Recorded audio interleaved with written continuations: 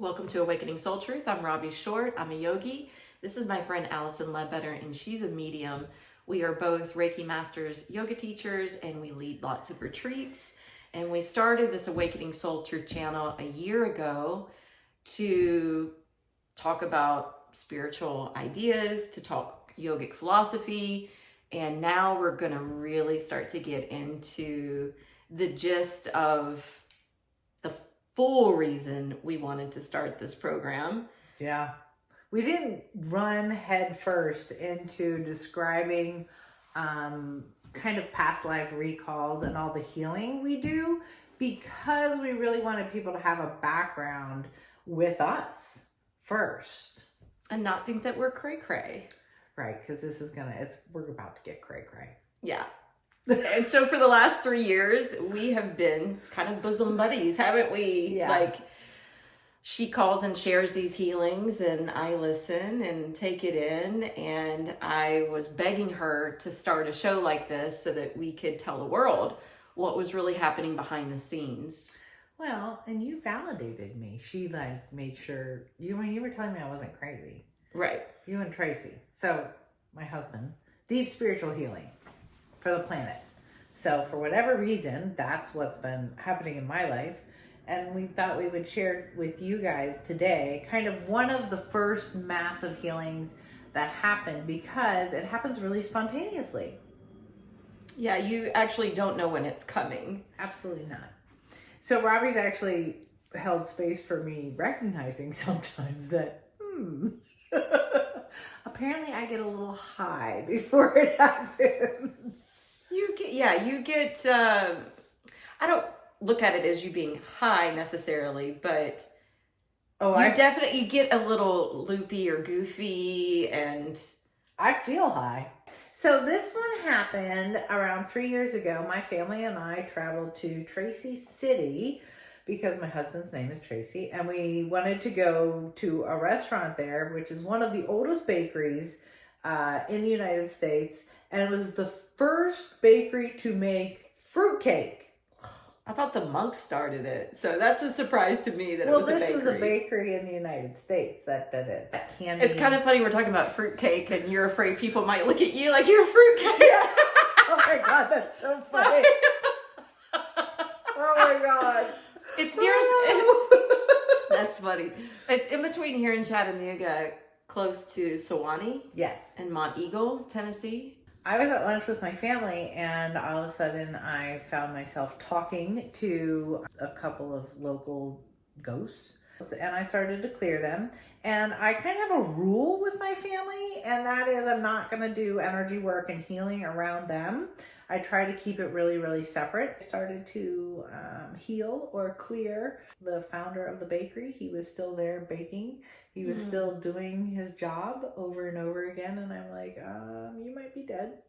And my kids noticed, and they started to question what was happening. And I apologized. I said, I'm really trying not to do any healings. I know this is our family day and we're hiking today, so let's get on with it. And I tried to kind of push that aside. So now I'm energetically getting higher and higher. And I was the one to drive us. I'm not sure why I drove, because I was obviously already talking to the other side. I drove a brand new car over to the trailhead, the Fiery Gizzard. It's an iconic trail in Tennessee. I got to the trailhead, I parked the car, and I jumped out of the car, and I just started walking into the forest. I left the door open, and my family was like, where are you going? And they followed me, and nobody checked to see if I had actually shut the car door. I left my purse, keys, and car door wide open at the middle of a trailhead for our walk. That also tells you how spontaneous this experience was. And I walked into the woods, and I started hearing all this clicking. Native Americans, apparently part of their language was to click and make these sounds. I did not know about that until I heard these sounds. And I could hear it on the wind. And the wind was very full that day. I kept hearing the rustling of the trees And it was a very intense sensory experience for me. As we were walking around the trail, I started to hear screams and calls, bird calls. They were getting louder. And I absolutely heard gunshots. And when I started hearing gunshots, I started feeling really nauseated. And then I could actually start to see. We came across this area that had 3 rivers that met. And I could see into this space. It's not like I can see it with my eyes in a sensory way. I can only see it in my mind's eye, but the overlay was so intense. It comes from a different time space. You did the click. You just did the click.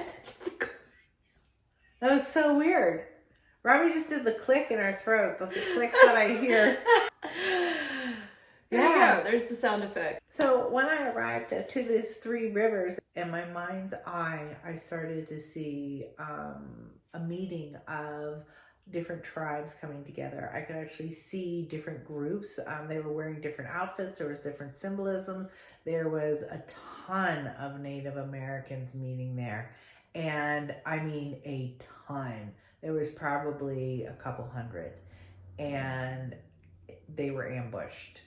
And I started hearing gunshots, and they were being shot and they were being killed, and they tried to retreat into the woods there. There was a scattering, but they were enclosed by a number of soldiers that were part of the Trail of Tears. Can I pause you just a moment? Yeah. So when you were in the bakery, you said you saw the original owner just baking and baking and baking, like Yes. he's replaying it. So when you're seeing this vision, is it like a replaying? Are they constantly replaying in the spirit world that ambush? Or were you just getting a glimpse of this is the history of this space? Do you see what I'm saying? So it was actually, that is such a good question. It's actually a replaying. Okay. It was happening over and over again. So what I tapped into was what I would call how energy gets locked in and stuck. It's the same a regular ghost having a story that they tell themselves that's fear-based so they don't cross over. It's the same on a macro level or a large group of people. This gathering of Native American tribes, they literally were stuck in this ambush and takeover. And so I could hear the screams, I could hear the clicking, I could hear the gunshots, I could hear the rush of people moving. And then it's as if I stand then in the center and I just start processing it. I literally kind of become one with that memory. And as I'm becoming one with that memory, I start bringing love into it.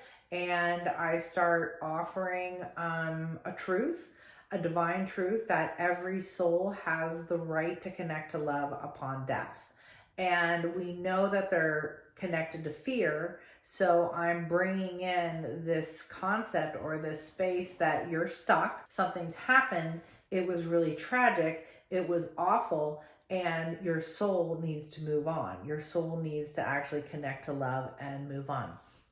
One of the most beautiful things about the Native Americans, which I had already learned in a previous session, but this showed up, was that they truly cross into the sun. So when this particular group of people dies, they walk into the sun through their heart. Wow. That they see that kind of as the same thing. Their chakras always appeared yellow to me, every one of them.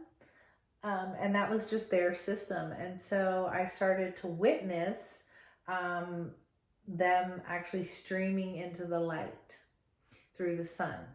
and crossing. And I know that there was a ton of guides there because I could hear drumming. So my guides, I have a Native American group and they drum a lot, and it's usually a signal that I'm going to do some kind of mass healing. And they were there drumming, crossing over their people. So I felt like I was a doorway.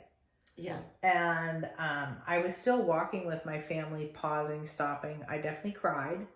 I definitely felt this deep, deep pain. Well, then a lot of them cross, but then you're stuck with a whole bunch of dark energy. The people that actually did the killing, and they're just as stuck too. And so there's a whole bunch of forgiveness work that then happens. And I had to cross them over. That experience, I'm a little bit ambiguous in my memory about what happened with all the men that were there doing the killing. It overwhelmed me, so I kind of lost a lot of that memory part. The interesting thing was, I was like, that must have been the Trail of Tears on the Fiery Gizzard Trail.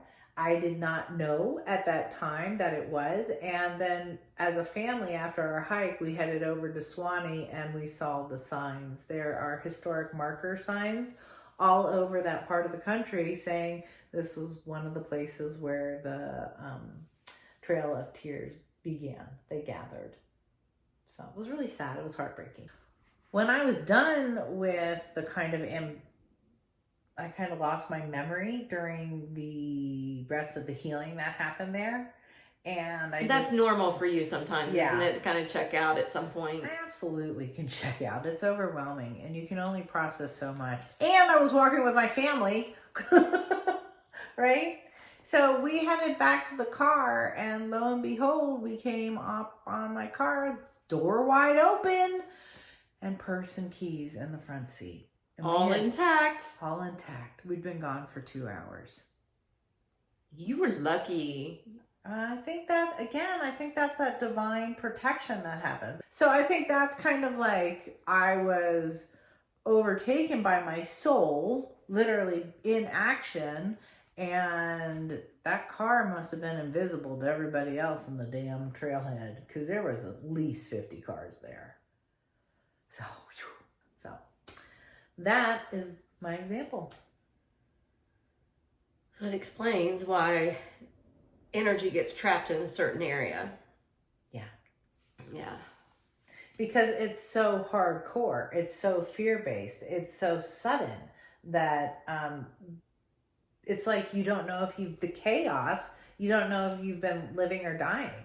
You have taught me from knowing you and your healings that's why sometimes when you go, like say on vacation, or you go rent another home, or you buy a new home, like there can be disturbances to the land, to the property, due absolutely. to the past history that have Yeah. occurred there.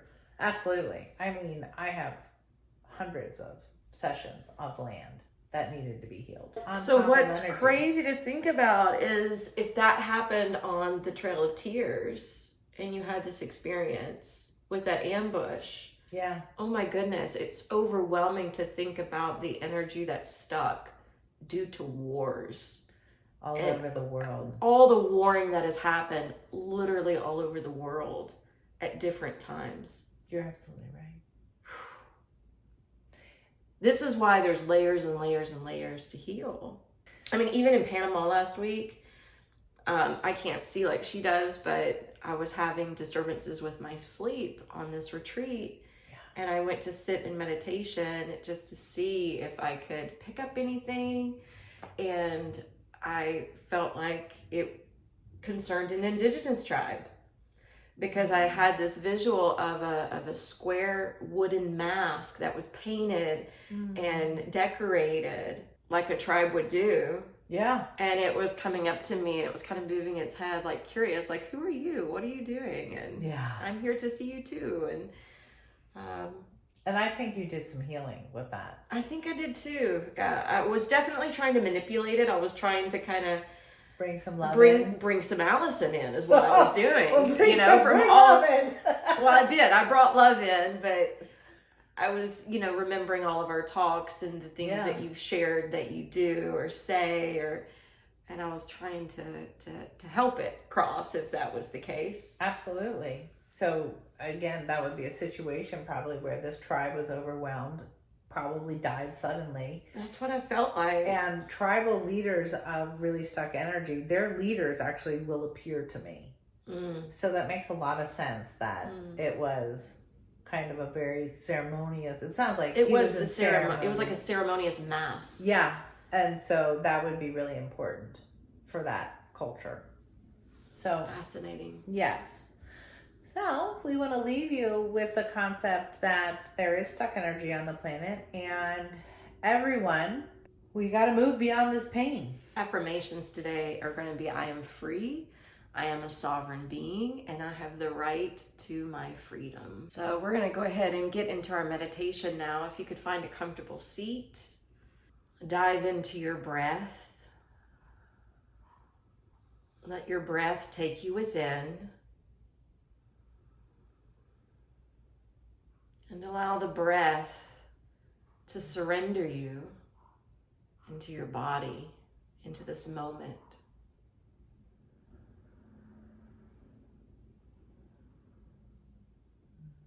If you notice when you're sitting to meditate, whatever you're being one-pointed with in your focus, it will help to slow and subdue the mind.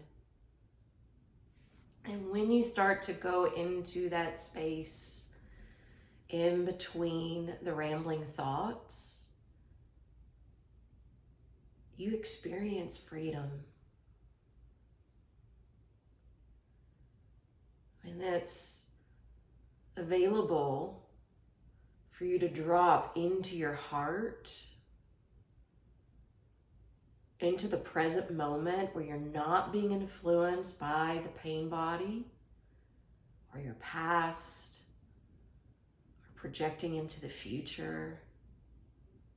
There is a sense of freedom there. So continue to sit and meditate on your breath and free up your mind, free up your heart. Free up yourself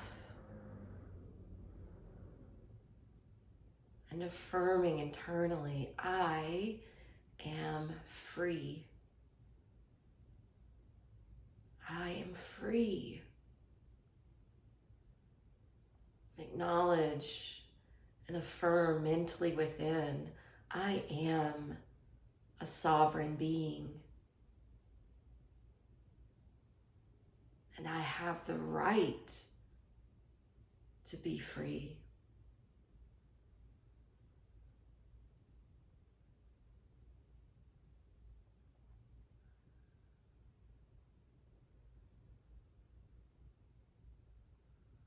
Allow your meditation to break you free from the matrix you may have been entangled in, and enter into the divine matrix, affirming I am free, I am a sovereign being, and I have the right to freedom. Continue with these affirmations and set yourself free.